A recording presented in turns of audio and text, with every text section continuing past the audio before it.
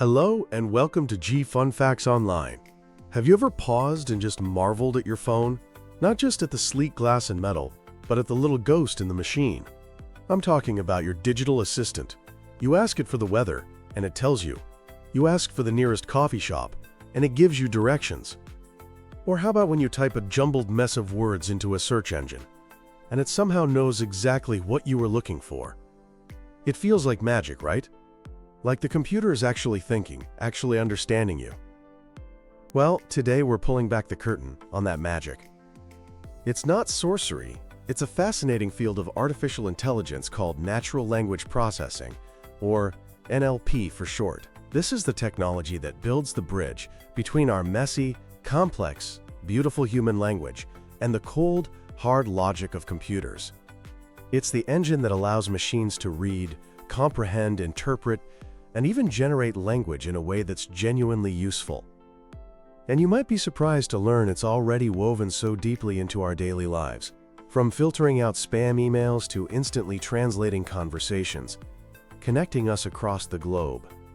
So buckle up as we dive into the world of natural language processing. The dream of talking to machines isn't a new one, born from science fiction movies. It's a quest that goes way back, to the very dawn of the computer age. In 1950, the legendary computer scientist Alan Turing, the man who helped crack the Enigma code, proposed his famous Turing test.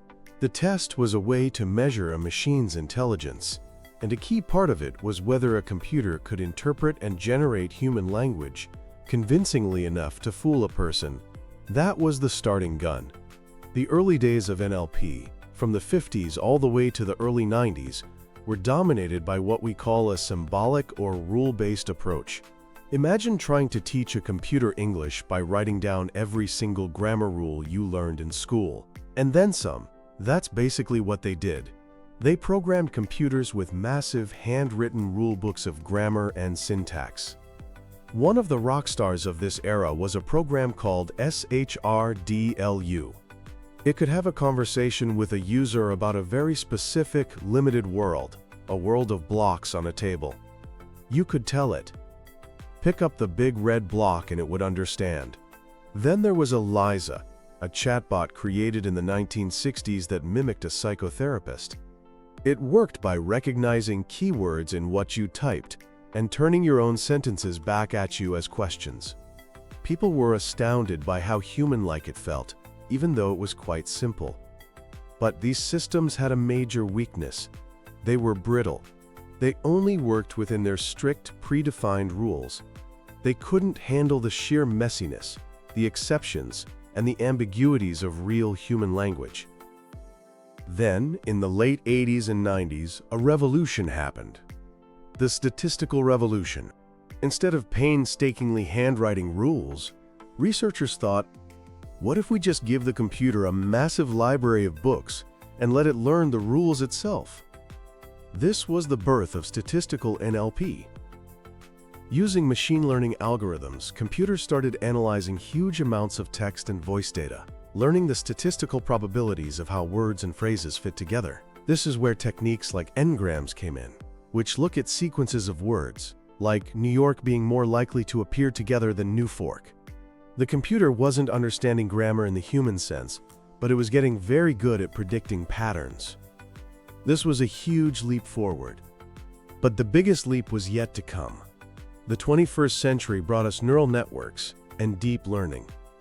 These systems, inspired by the interconnected structure of the human brain, took NLP to a whole new level. And the watershed moment came in 2017, with the invention of something called the transformer architecture. This was a game changer. The transformer model allowed a machine to weigh the importance of different words in a sentence, giving it a much deeper, more nuanced understanding of context. It's this technology that is the direct ancestor of the incredibly powerful large language models, or LLMs, that we hear about all the time today, like GPT and BERT. From handwritten rules to self-learning statistical models to brain-inspired neural networks, the journey of NLP has been a relentless quest to decode the very essence of human communication. So how exactly does a machine learn to read? It can't just look at a sentence like we do. It needs to break it down into a format it can work with, a language of numbers and logic. This process has a few key stages. First up is text preprocessing. Think of this as the cleanup crew. Before you can analyze a text, you need to get rid of all the noise. The first step in this cleanup is called tokenization. It's a fancy word for a simple idea, breaking a stream of text into smaller pieces, or tokens. These tokens can be individual words, or even whole sentences. So the sentence, "The quick brown fox jumps," becomes 4 tokens. The quick brown fox jumps. Next we have stop word removal. In any language, there are lots of common words that don't add much meaning. Words like the, is, an, at.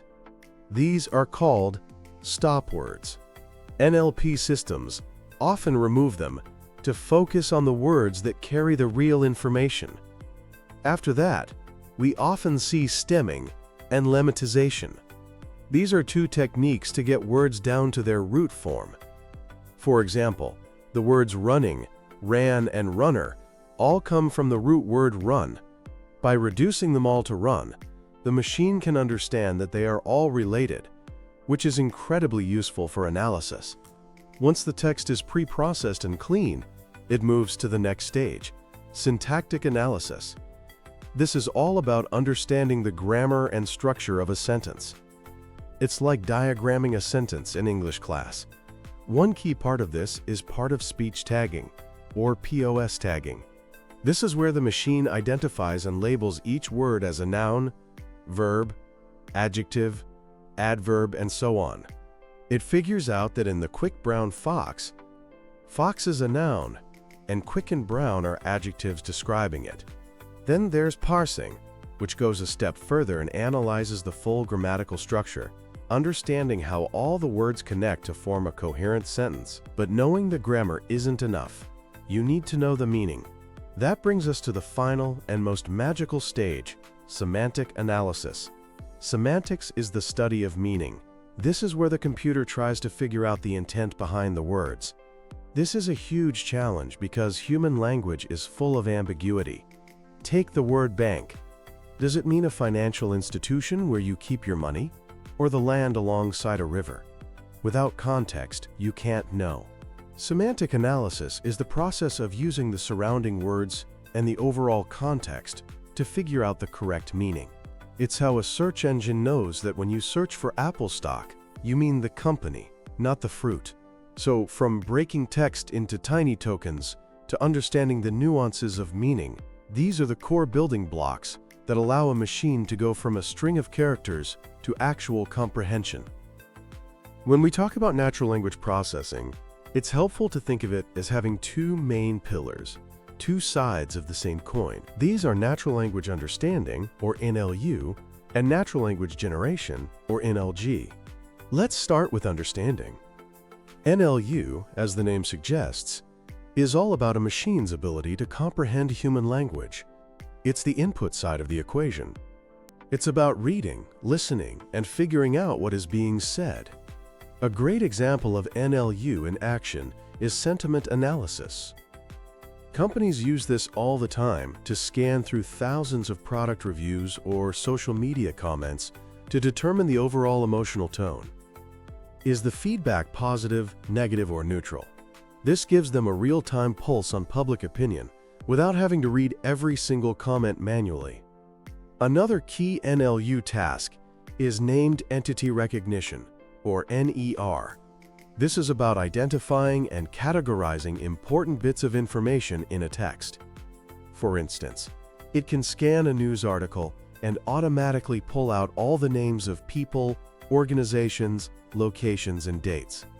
It's what allows your calendar app to see the phrase, "Meeting with Sarah at 3 p.m. tomorrow at the main office," and automatically create an event with the right person, time, and place. And then there's text summarization.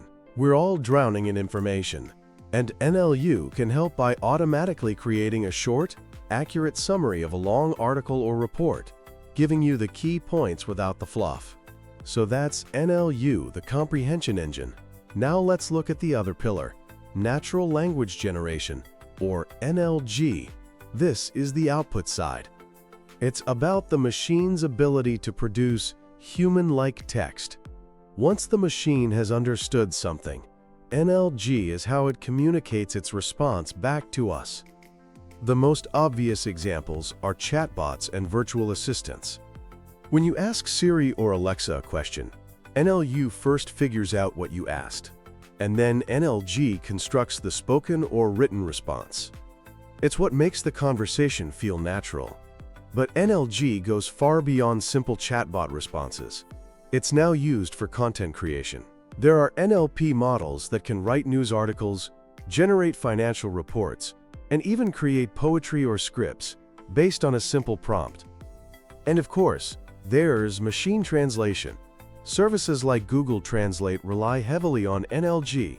They use NLU to understand the meaning of the original text, and then NLG to generate a grammatically correct and natural-sounding translation in a completely different language. So you have NLU for understanding the input, and NLG for generating the output. Together, these two pillars form the complete cycle of communication between humans and machines, allowing for a seamless and increasingly sophisticated dialogue. We've talked about the history and the how, but where does the rubber meet the road? The applications of NLP are already so widespread, they've become almost invisible, a fundamental part of our digital infrastructure. Let's start with one you use every day: smarter search engines. In the old days, search engines were basically just keyword matchers. You typed cars, you got pages with the word cars. Now, thanks to NLP, they understand your intent. If you search for how fast do jaguars run, the engine understands you're asking about the animal, not the car, and gives you a direct answer. It understands context and nuance, providing much more relevant results. Another huge area is enhanced customer service. We've all interacted with a chatbot on a website. These NLP-powered assistants can handle thousands of customer inquiries at once, 24/7. They can answer common questions, guide you through troubleshooting steps, and even process returns, freeing up human agents to focus on the more complex and sensitive issues that require a human touch. And what about breaking down language barriers? Just a decade or two ago, real-time translation was the stuff of science fiction. Now, apps on our phones can listen to a conversation in one language and speak it aloud in another, almost instantly. This is a profound application of NLP, fostering communication and understanding between people and cultures in a way that was never before possible. Businesses are also using NLP to gain incredible insights from data. Every day, a fire hose of unstructured text data is created from social media posts, customer reviews, news articles, and emails. It's impossible for humans to read it all, but NLP algorithms can sift through this mountain of text to identify trends, gauge public sentiment about a new product, or detect early warnings of a supply chain problem. This is transforming how decisions are made, and the impact is being felt in critical fields like healthcare. NLP is being used to analyze doctors' notes and medical records to help identify patterns and assist with diagnoses. It can help researchers scan through millions of medical papers to find relevant studies, accelerating the pace of discovery. It's even being used to develop personalized patient care plans by analyzing an individual's unique health data. From finding the perfect recipe online to accelerating medical research, NLP is a silent partner working behind the scenes to make our world more connected, efficient, and intelligent. So, if NLP is already doing all of this, what's next? Well, despite the incredible progress, the journey is far from over. Human language is a slippery, beautiful beast. It's filled with challenges that are still incredibly difficult for machines to truly master. Think about sarcasm. When you say, "Oh great, it's raining again," the words are positive but the meaning is negative.